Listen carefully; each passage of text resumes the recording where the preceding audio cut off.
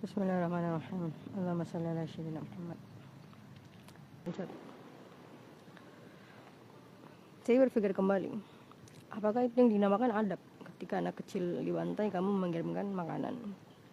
Apakah itu adab ketika anak kecil dibantai kamu mengirimkan obat-obatan? Itu yang kamu bilang adab? Malu sama imanmu, malu sama Al-Quran, malu sama Allah, malu sama Rasulullah. Kalau itu yang kamu bilang adab, berarti kamu memang gak baca Al-Quran berarti. Malu itu bukan kena bencana. Sedangkan orang kena bencana saja, itu bukan cuman makanan dan obat-obatan yang kamu kasih. Kamu tambah satu ustadz. Suruh larang mereka buat maksiat kalau bencana kan. Tapi ini peperangan, anak kecil dibantai. Kenapa kamu gak merasa malu hanya mampu mengirimkan makanan dan obat-obatan? Padahal kewajiban kamu itu mereka pasukan perang, senjata. Karena ini pembantaian. Malu. Kenapa kamu gak punya rasa malu kepada Allah? Gak punya rasa malu seperti kamu gak punya rasa malu kepada Rasulullah. Anak kecil jelas-jelas dibantai di layar kaca kita. Kamu hanya mengirimkan makanan dan obat-obatan. Gak mampu mengirimkan pasukan perang. Lemah. Bersikap lemah. Sampai kapan kamu bersikap lemah dan pengecut seperti ini? Sampai Imam Mahdi datang. Menunggu Imam Mahdi datang. Kalau Imam Mahdi datang itu 10 tahun lagi, kamu 10 tahun lagi melakukan riba, 10 tahun lagi kamu menjadi pengecut, 10 tahun lagi kamu menjadi orang-orang yang lemah. Menyedihkan. Padahal Allah memberikan kamu akal. Seakan-akan akal kamu itu gak ada gunanya. Seakan-akan akal kamu gak ada gunanya karena gak dipakai. Kamu menunggu Imam Mahdi datang. Padahal kamu tahu Imam Mahdi itu dipaksa kan, riba. Ini kan menyedihkan. Seakan-akan akal kamu memang gak ada gunanya. Kamu gak mengambil pelajaran, gak berpikir. Bahkan padahal kamu punya akal. Kamu bisa bertindak dan melakukan sesuatu. Kumpulkan semua orang muslim bersatu di sebuah tempat. Pilih pemimpin yang ada dan buat pasukan perang. Lawan semua Zionis. Hentikan penggunaan uang kertas, hentikan penggunaan US dollar. Jangan bangun hubungan ekonomi dengan orang-orang yang membantai anak kecil. Lawan semua pemimpin munafik itu. Gak mau bersikap tegas, bersikap pengecut, menunggu. Padahal punya akal. Jadi untuk apa akal kamu? Kalau yang kamu tahu hanya menunggu. Ya gak apa-apa lah. Kalau saya takut manusia, takut mati, takut senjata, ngapain saya menghina-hina kalian? Saya sekarang sedang punya hobi baru, menghina-hina umat muslim di luar Gaza. Karena kebencanaan kalian lah hasil dari genocida Gaza. Seperti yang selalu saya jelaskan ya, satu bangunan yang dibangun 10 orang itu gak mungkin dibangun satu orang, itu gak mungkin. Dia bangun peperangan, bangun pembantaian, bangun senjata, itu dari kamu. Dari kebodohan kamu. Kamu menerima penggunaan uang kertas ini sebenarnya memang kebodohan para leluhur kita. Tapi saat kamu sadar itu terjadi, pikirkan mengapa itu terjadi, dari mana sumber senjata mereka. Yang lakukan sesuatu, hentikan semua ini. Bersatu, cari sebuah tempat bersatu, cari pilih pemimpin yang adil dan buat pasukan perang baru, lawan semua ini. Kenapa kamu bersikap pengecut, menunggu? Kalau datang Imam Mahdi datang 10 tahun lagi, kamu mau berdosa riba selama 10 tahun. Menyedihkan. Kenapa? Seakan-akan kamu manusia gak berakal. Menyedihkan kan. Seakan-akan kamu gak mau mengambil pelajaran. Nyata Allah mengirimkan informasi tentang pembantaian lewat pejuang-pejuang kamera di Gaza, di Sudan. Sampai kapan kalian bersikap pengecut terhadap pemimpin-pemimpin munafik itu? Tapi sudahlah, wallahu alam. Alhamdulillah kita semua percaya bahwa apa yang dikatakan Rasulullah itu akan terjadi. Jadi kalaupun memang kalian adalah makhluk umat Islam yang pengecut, umat Islam yang lemah, umat Islam yang kurang berakal, yang tidak mau menggunakan akalnya, yang tidak mau mengambil pelajaran, yang tidak mau berpikir, menunggu.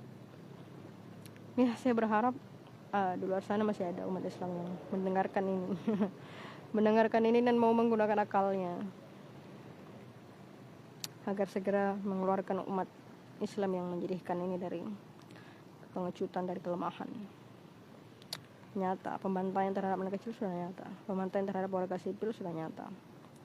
Dan mengapa kalian bersikap lemah terhadap orang-orang yang membantai anak kecil? Sebuah kejahatan yang nggak bisa diukur lagi.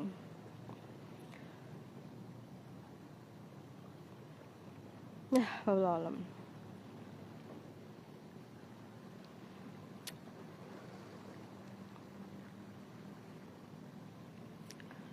Sudan kemarin ada juga orang yang bertanya, Sudan orang hitam, apakah kamu tidak membela orang hitam?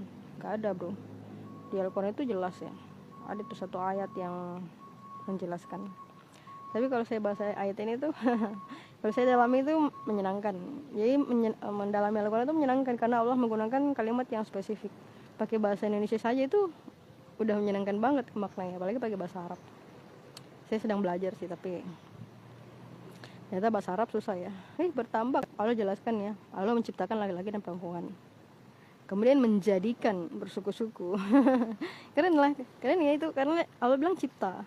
Jadi laki-laki dan perempuan jenis kelamin itu diciptakan, tapi yang menjadikan suku-suku itu ya lingkungan yang telah Allah ciptakan itu. Jadi dasar yang Allah ciptakan itu manusianya gitu kan, laki-laki dan perempuan. Tapi yang menjadikan dia menjadi sebuah suku itu lingkungan.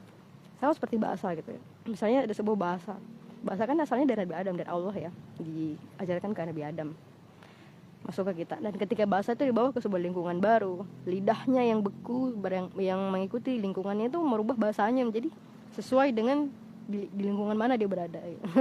Jadi menarik. Itulah kenapa Allah menjadikan suku-suku itu, kan menciptakan. Karena yang diciptakan awalnya itu adalah laki-laki dan perempuannya gitu kan. Sama seperti hewan-hewan. Makanya kita nggak sepaham dengan teori Darwin yang berkata semua makhluk itu ada satu makhluk.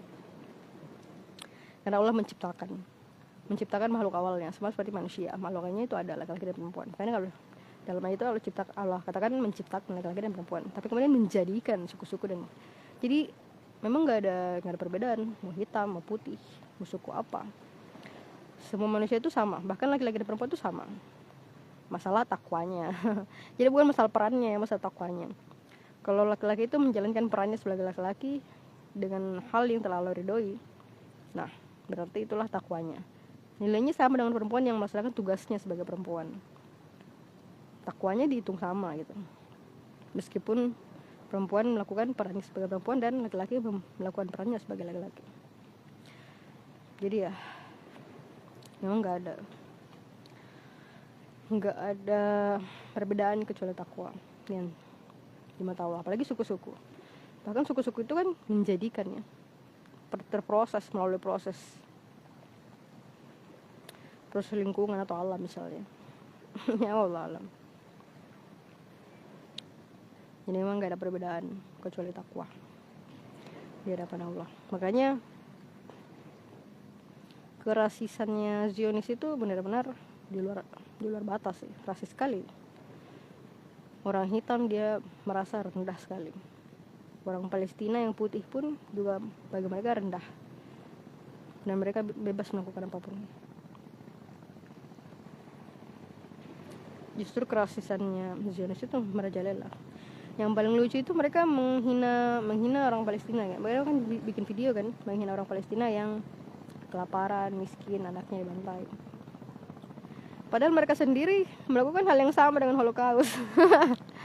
Lucu, mereka menghina Palestina seperti itu padahal mereka melakukan hal yang sama dengan Holocaust, mengemis, meminta pada dunia perhatian atas mereka. Sekarang mereka melakukan pembantaian. Saya bilang itu pembohong.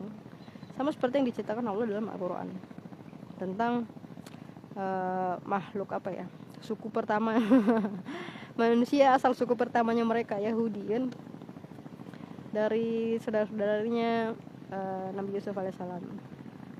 Jadi Israel itu kan nama sebutannya untuk Nabi Yakub alaihissalam ya. Itu ada anak-anaknya.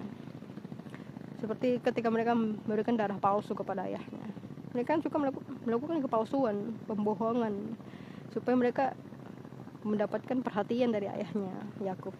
Jadi itu udah turun mendarah daging. Ternyata Allah menjelaskan ini supaya kita paham tentang liciknya mereka melakukan pembohongan.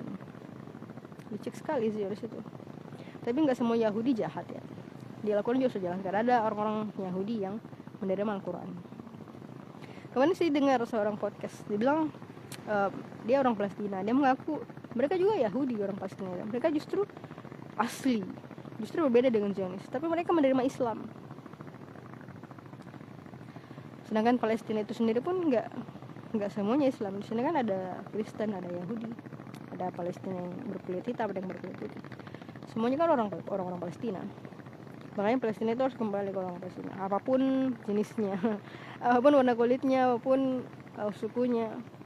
Zionis harus dihentikan. Yang jelas orang-orang yang menerima pembantaian terhadap kecil, orang-orang seperti ini harus dihentikan. Sama dengan pemerintah saat ini. Bahkan pemerintah munafik itu udah nyata-nyata ya membangun hubungan organisasi pembuatan senjata seperti itu. Ya udah nyata lah, kemunafikannya para pemimpin itu memang udah nyata. Tinggal umat muslimnya, karena pemerintah itu jumlahnya sedikit loh. Kalau kalian pakai matematika dasar itu jumlahnya sedikit mereka. Cuman mereka membodohi kamu sebagai makhluk ekonomi, dan mereka memeras kamu. Jadi karena uang kertas ini, energi yang itu keluar gitu. Nah, di beberapa negara itu 20% ke pemerintah, 80%-nya ke kamu.